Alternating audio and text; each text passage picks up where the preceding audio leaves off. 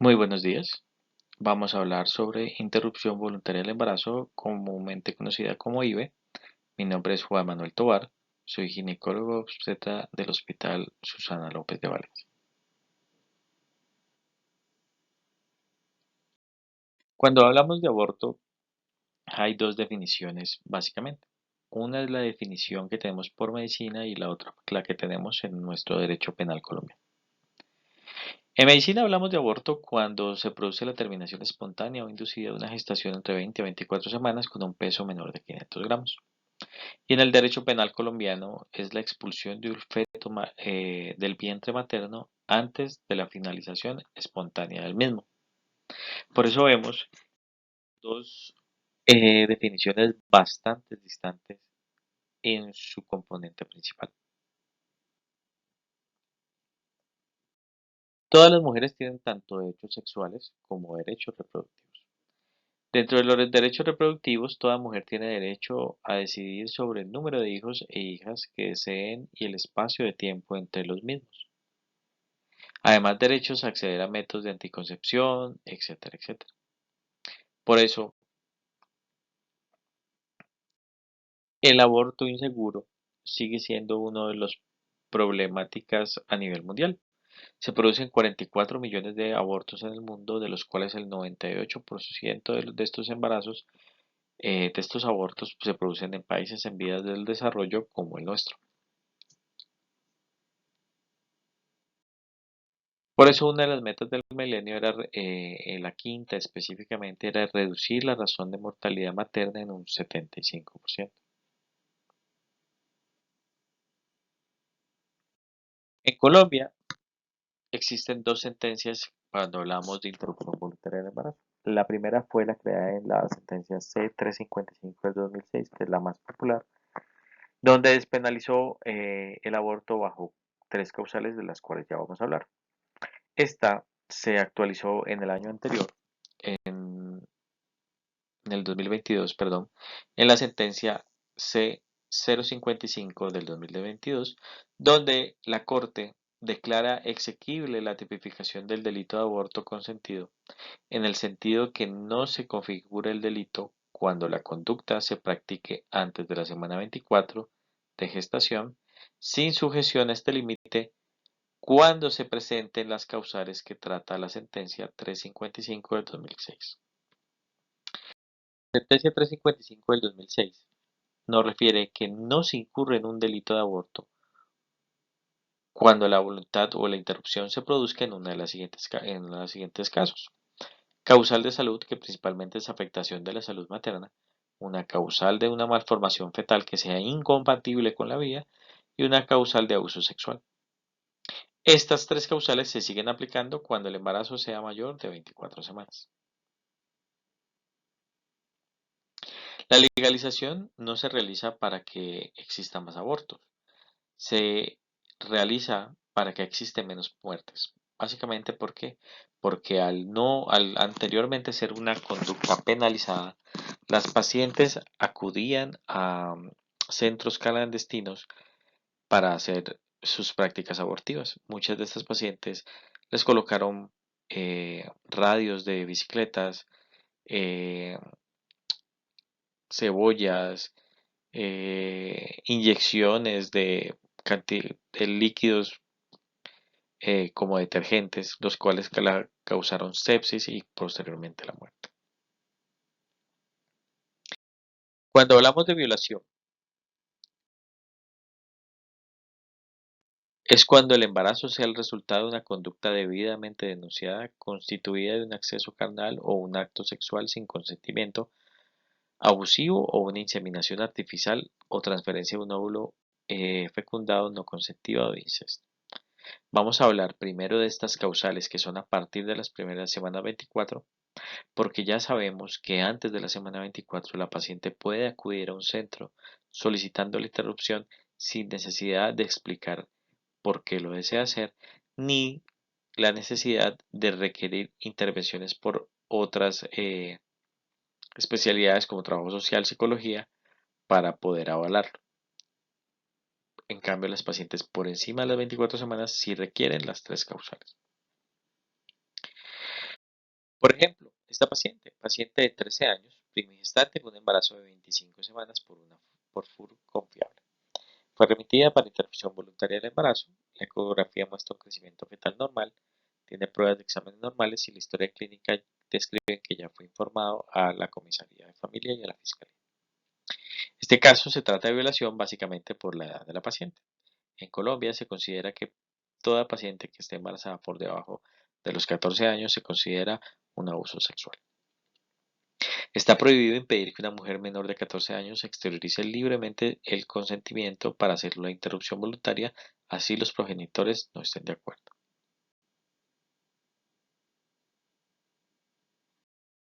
Cuando existe una violación, el único requisito es la denuncia, pero no en una menor de 14 años, como ya lo mencionamos. Se debe partir siempre de la buena fe y la responsabilidad de la mujer embarazada. Está prohibido exigir pruebas que avalen o demuestren la violación, la confirmación por un juez o pruebas forenses que evidencien que hubo penetración sexual. No es necesario que la mujer afectada interponga la denuncia, podrá hacerlo con cualquier persona que se entere y en cualquier momento posterior a la ocurrencia de los hechos, es decir, durante el proceso se puede realizar. Cuando hablamos de una malformación fetal que sea incompatible con la vida, vamos a dar un ejemplo. Verónica, 21 años, casada, 26 semanas por embarazo. Tiene una ecografía que muestra una anencefalia. Consulta solicitando la interrupción voluntaria del embarazo. En este caso, la paciente la ve en el servicio de urgencias y le indican que regrese el día siguiente para que la valore medicina materno-fetal en horas de la mañana. Vamos a ver si esta conducta estuvo bien realizada. Una malformación que sea incompatible con la vida, el único requisito es un certificado médico. ¿Quién lo puede dar? Cualquier médico. Está prohibido solicitar comités científicos o valoraciones por otros especialistas si ya se ha dado una certificación por un profesional. Obligar a una mujer que presenta un embarazo con malformaciones fetales a continuar el embarazo y llevarlo a un término, bajo la amenaza de una sanción penal, implica someterla a tratos crueles, inhumanos y degradantes que afectan su dignidad. Y por tanto, cuando se ve afectada esta parte, se afecta la salud en su componente mental, que ya lo vamos a hablar más adelante. Tenemos otro caso, paciente, Victoria, 21 años, casada, tiene un embarazo de 30 semanas. Consulta porque tiene un feto con graves anormalidades, según la ecografía que le hicieron. Su hijo menor de 12 años le diagnosticaron las mismas alteraciones y ahora tiene mucha limitación física y del desarrollo y necesita atención constante. Si tenemos en cuenta que esta paciente tiene más de 24 semanas y que acude porque refiriendo que tiene malformaciones que sean incompatibles con la vida.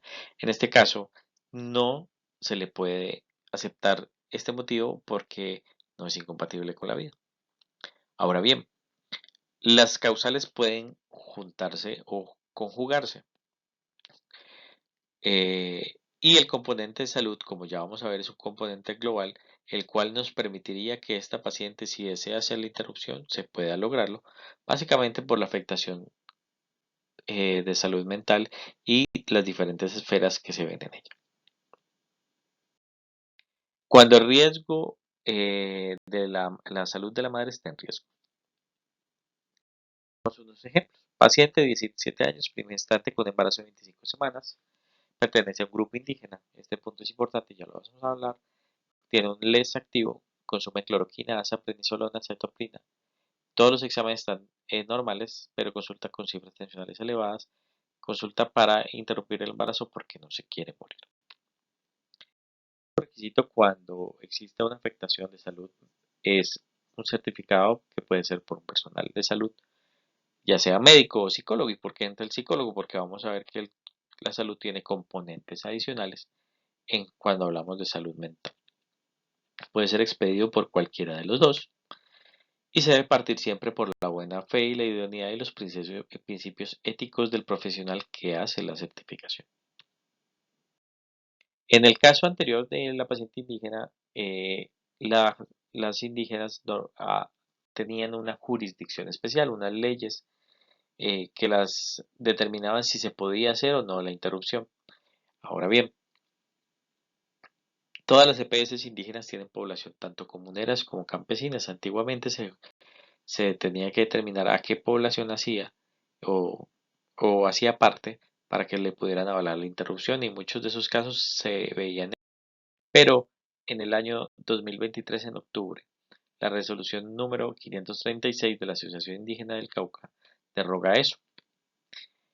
Y en uno del aparte importante refiere que todas las interrupciones voluntarias se les dará el cumplimiento respectivo sometiendo a la sentencia C-055 del 2022 de la Corte Constitucional, con lo cual la población indígena también puede acceder libremente a hacer una interrupción voluntaria del embarazo antes de la semana 24 o después de la semana 24 bajo las tres causales despenalizadas por la Corte Constitucional.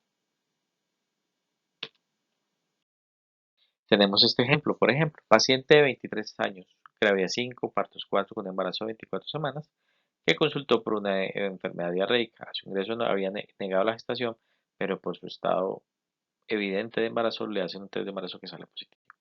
Ahora informa que es una madre soltera que se separó de la pareja hace 6 meses, que él responde por la manutención y la crianza de su último hijo. Esta gestación tiene un patrón externo que lo desconoce porque tuvo relaciones bajo los efectos del alcohol. Estaba haciendo trámites para ligaduras, pero pues evidentemente no alcanzó y que no quiere tener un hijo de un desconocido y que además su situación económica es precaria. Cuando hablamos de salud, tenemos que tener en cuenta que la definición de la Organización Mundial de la Salud es la siguiente. Es un estado de completo bienestar físico, mental y social, y no solamente la ausencia de afecciones o de una enfermedad. Con lo cual el componente de salud es muy amplio y abarca muchos problemas. Cuando hablamos de causal salud es cuando la continuación del embarazo constituya un peligro para la vida o la salud de la mujer certificada por un médico. Hay que tener en cuenta que una vida no se salva con solo dejarla nacer, hay que tener en cuenta qué condiciones se dan para esa vida. Por eso la salud se divide en tres dimensiones: físico, mental y social. En el caso anterior veíamos a una paciente en cuanto a lo físico, gravidez 5, partos 4, un periodo intergenésico de un año y primer paternidad. Todos estos son factores de riesgo obstétricos para que su salud se vea afectada. En cuanto a lo mental, es un hijo desconocido, eso obviamente la va a afectar. Y en lo social, es una madre soltera con una situación económica eh, angustiante que obviamente puede afectar estos dos componentes adicionalmente. Cuando hablamos de una dimensión física, el riesgo puede ser identificado en cualquier momento del embarazo. Las enfermedades que pueden no recibir un tratamiento adecuado. Las patologías se pueden desencadenar durante el parto, como una paciente multípara que muere en el caso anterior. La afectación de la integridad física por violencia. Muchas veces de estas pacientes que continúan con la gestación se ven afectadas por violencia intrafamiliar. Y los efectos físicos sobre la salud por una mujer que tiene un feto con malformaciones. Este punto prácticamente podríamos avalar la interrupción en la paciente que tiene un hijo ya con malformaciones, pero que no es incompatible con la vida. La dimensión mental no implica una discapacidad ni una enfermedad mental severa y crónica. Miren, este punto es muy importante. No se requiere la presencia para la interrupción del embarazo. No requiere que la afectación suceda durante el embarazo, puede ser a posteriori. La angustia, depresión y dolor puede estar condicionado eh, por cómo surgió el embarazo, por una malformación fetal, por la obligación de continuar el embarazo y por las implicaciones de asumir la maternidad. Miren que es completamente amplio, lo cual prácticamente nos avala cualquier tipo de interrupción en cualquier momento de la gestación. En cuanto a la dimensión social, pueden generar vulnerabilidad o conciliación del daño de la salud mental. Miren que van en la mano uno del otro. Pobreza y marginalidad, pérdida del apoyo social, frustración derivada de no acceder a los servicios adecuados y la alteración del ciclo habitual que se ve principalmente en los adolescentes, que lleva a depresión, trastornos alimenticios y muchas veces a intentos de suicidio. Cuando tenemos un embarazo que ya esté previable o hablamos de un embarazo que esté entre las 22 y 24 semanas, muchas veces necesitamos, como ya saben, tiene que ser menos de 24 semanas y pesan menos de 500 gramos. Por eso cuando pesa más de 500 gramos o ya está dentro de la viabilidad o un embarazo tiene ya más de 24 semanas, es necesario primero hacer una reducción fetal in útero. ¿Qué consiste? Es cuando se utilizan medicamentos para la terminación del embarazo en edades que superen los 23-24 semanas, como nuestra ley. Se hace una inyección intraamniótica que se coloca una inyección de cloruro de potasio o de digoxina a nivel intracardíaca fetal o a nivel del cordón umbilical, produciéndole una arritmia cardíaca fetal que sea fatal. Y además de eso, posteriormente ya se hace el protocolo normal para la expulsión del producto. ¿Cómo es la aplicación de la ley? El servicio de interrupción del embarazo debe prestarse en todo el territorio nacional. Las IPS donde tengan el convenio deben darlo por urgencias o por cualquier ámbito. Tiene que estar disponible en todos los niveles de complejidad y si no se incurre, se puede llevar a sanciones.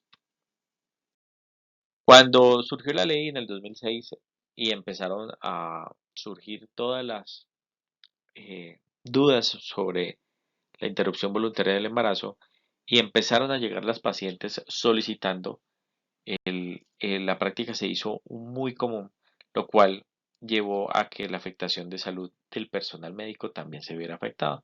Por eso surgió esta tendencia que era no cuente conmigo y no cuente conmigo básicamente eran los médicos que tenían objeción de conciencia. La objeción de conciencia la avaló la Corte Constitucional en la sentencia T-20-978, señalando que la objeción de conciencia es un derecho constitucional fundamental que, como todo derecho dentro de un marco normativo que se abre a la garantía de la protección y el estímulo de la diversidad cultural, pero no puede ejercerse de manera absoluta. Es decir, las pacientes pueden ser objetores, pero no las instituciones. Es una decisión individual y no institucional. Aplica exclusivamente para prestadores directos, es decir, médicos. Es una ley de todo o nada, es decir, usted siempre es objetor o nunca es objetor o no. Básicamente para que no sea objetor usted con sus familiares y no con las demás personas o algunos casos que se presentaban así. No se puede negar o ocultar información ni coartar la voluntad de una gestante ni persuadirla. Se incurre a sanciones cuando usted le dice cómo se le ocurre o por algún problema religioso persuadir a la persona de que tome otra decisión. Debe referir inmediatamente a un prestador que no sea objetor dentro de la misma institución o a otro acceso que sea fácil. Pero cuando el objetor es el único profesional en la capacidad de brindar el servicio, eh, si usted está en una parte aislada del país, debe dar cumplimiento y hacer la interrupción así usted sea objetor de conciencia, porque la prima la mujer, la salud de la mujer. Modelo para hacer la objeción de conciencia, usted coloca sus datos, sus causales y lo envía a la institución como al Tribunal de Ética Médica para que se determine que usted sea que es objetor. Por otro lado, cuando usted va a hacer la interrupción voluntaria del embarazo, debe haber un consentimiento para las gestantes para que se le explique cómo se debe realizar el procedimiento y bajo qué condiciones. Y además de eso, se debe haber una celeridad en la prestación del servicio del mismo. Este es un problema que tenemos cuando ya tenemos el embarazo mayor de 24 semanas. ¿Por qué? Ya lo vamos a ver. Se debe realizar en lo posible dentro de los primeros 5 días siguientes a la solicitud, previo consentimiento y la presentación de los certificados en los que se requiera cuando sea mayor de 24 semanas. Ya sabemos que en menores de 24 semanas no se requiere ningún certificado. Ahora bien, la ley nos pide que exista celeridad, pero cuando hay casos que requieren reducción fetal in útero, esta celeridad muchas veces se ve afectada porque en muchas de las ciudades no se realiza la reducción fetal in útero, sino que esas pacientes deben ser remitidas. Y muchos pacientes duran mucho más de 5 días, semanas o meses esperando esa remisión. Usted tiene la primera consulta a una paciente, en su control prenatal debe dar información de la que hace, qué es una interrupción voluntaria del embarazo, qué es un derecho, debe hacer una valoración de la salud física, mental y estado emocional, confirmar el embarazo, toda solicitud de interrupción debe quedar consignada, los requisitos que usted requiera, Anamnesis, determinar la red de apoyo emocional que tenga la paciente, el examen bimanual para determinar la posición del útero y el tamaño, para clínicos de control como hemoclasificación, hemograma para mirar si hay anemia, VIH, serología, pero en ningún caso los exámenes que usted le solicita a la paciente pueden ser una o constituir una barrera para que se produzca la interrupción voluntaria del embarazo. Cuando existe más de 24 semanas, tenemos que tener en cuenta que la paciente requiere una orientación. Se debe tener un apoyo por psicología y trabajo social. Eh, Ellos dan el apoyo emocional, la identificación y la movilización de conflictos. No intenta imponer valores o creencias, no pretenden aconsejar, solamente determinan cuál es la conducta a seguir, por qué lo desea hacer y identifican si hay una coerción o si alguien la está obligando a hacerla. Se debe informar siempre cómo es el procedimiento de la interrupción voluntaria y cómo se va a realizar para que la paciente libremente escoja el método. En Colombia nosotros normalmente utilizamos las dosificaciones que nos explica la FIGA para la interrupción voluntaria o el aborto inducido. Cuando tenemos un embarazo menos de 12 semanas se puede hacer ambulatoriamente. Se da una dosis de mifepristona de 200 miligramos, se espera 1 o 2 días y luego se da una dosis de misoprostol dosis única. Cuando tenemos embarazo entre 3 y 17 semanas, hablamos de la misma dosis de mifepristona, esperamos 1 o 2 días y posteriormente misoprostol 400 microgramos cada 3 horas hasta que se produzca la expulsión. Entre 18 y 24 semanas, mifepristona una dosis de 200 miligramos dosis única, esperamos 1 o 2 días y luego 400 microgramos cada 3 horas hasta la expulsión. Entre las 25 a las 27, 200 miligramos de mifepristona y esperamos 1 o 2 días y después 200 microgramos de misoprostol cada 4 horas hasta la expulsión.